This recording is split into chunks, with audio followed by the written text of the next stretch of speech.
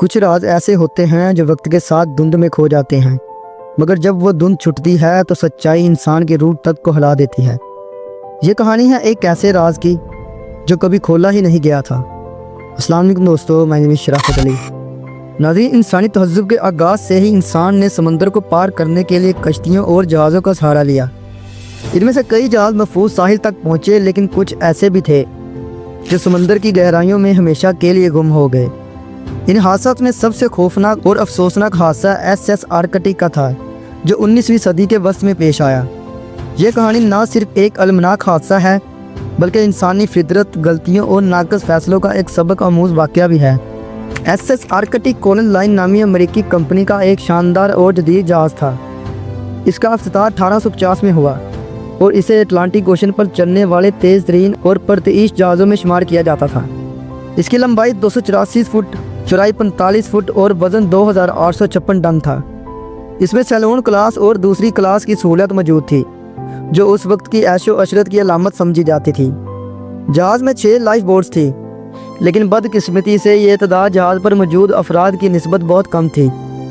1854 میں کمپنی نے جہاز کے انجن تبدیل کرنے کا فیصلہ کیا۔ دوران مرمت ایک اہم غلطی ہوئی۔ جہاز کے جسم حل کو نقصان پہنچا، جو بعد میں ایک بڑا خطرہ بن گیا۔ اس نقص پر توجہ نہیں دی گئی اور آرکٹک کو ایک بار پھر سفر پر روانہ کر دیا گیا۔ 20 ستمبر 1854 کو ایس آرکٹک لیورپول سے نیویارک روانہ ہوا۔ اس پر 408 افراد سوار تھے، جن میں 233 مسافر اور 175 عملے کے افراد شامل تھے۔ جہاز کا کپتان تجربہ کار جیمز لوز تھا۔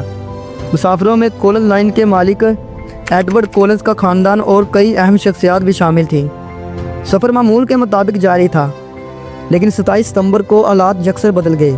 اس دن اٹلانٹک اوشن میں شدید دھند چھا گئی تھی۔ آرکٹک اپنی پوری رفتار سے آگے بڑھ رہا تھا، تقریباً 100 کلومیٹر فی گھنٹہ کی رفتار سے۔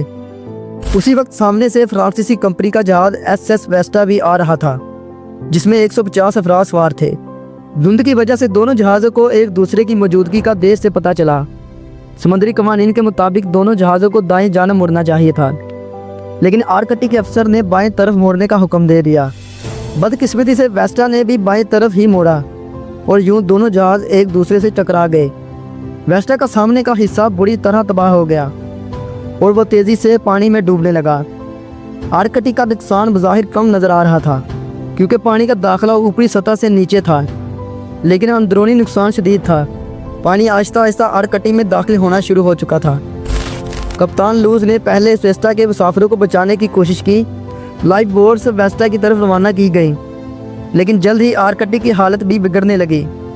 پانی کا بہاؤ بڑھنے لگا اور جہاز آہستہ آہستہ ڈوبنے لگا۔ سب سے دردناک لمحہ وہ تھا جب عملے کے افراد نے اپنی جان بچانے کے لیے لائف بوٹس پر قبضہ کرنا شروع کر دیا۔ انہیں اس بات کی پرواہ نہ رہی کہ جہاز پر خواتین اور بچے بھی موجود تھے۔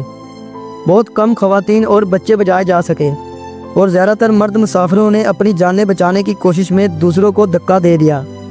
یہ انسانی فطرت کا وہ سیاہ پہلو تھا جہاں اپنی جان بچانے کے لیے دوسروں کو قربان کر دیا گیا۔ جہاز مکمل طور پر ڈوب گیا اور اس حادثے میں تقریباً 300 سے زائد افراد اپنی جانوں سے ہاتھ دھو بیٹھے۔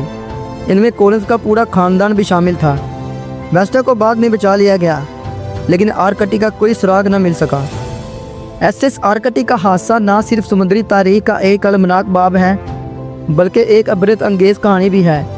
یہ واقعہ ہمیں یہ سبق دیتا ہے کہ جب انسان اپنی اعلیٰ لالچ اور لاپرواہی میں فیصلے کرتا ہے تو اس کے نتائج کس قدر بھیانک ہو سکتے ہیں۔ اس کہانی میں ایک جہاز کا ڈوبنا صرف ایک المیہ نہیں، بلکہ انسانیت کی بے بسی، خود غرضی اور لاپرواہی کا عکاس بھی ہے۔ جب انسان خود اپنے سائے سے ڈرنے لگے تو سمجھ لو کہ کہانی ختم نہیں ہوئی، بلکہ ایک نیا باب کھلنے والا ہے۔ کیا آپ اس سچائی کا سامنا کر پاؤ گے؟ کمنٹس میں ضرور بتائیے گا۔ امید کرتا ہوں ناظرین ہماری یہ ویڈیو اپنے پیار بڑے لائک سے بھرپور شیئر کریں گے۔ آپ کے پیار بڑے کمنٹس کا بے حد شکریہ۔ ملتے ہیں اگلی شاندار ویڈیو میں۔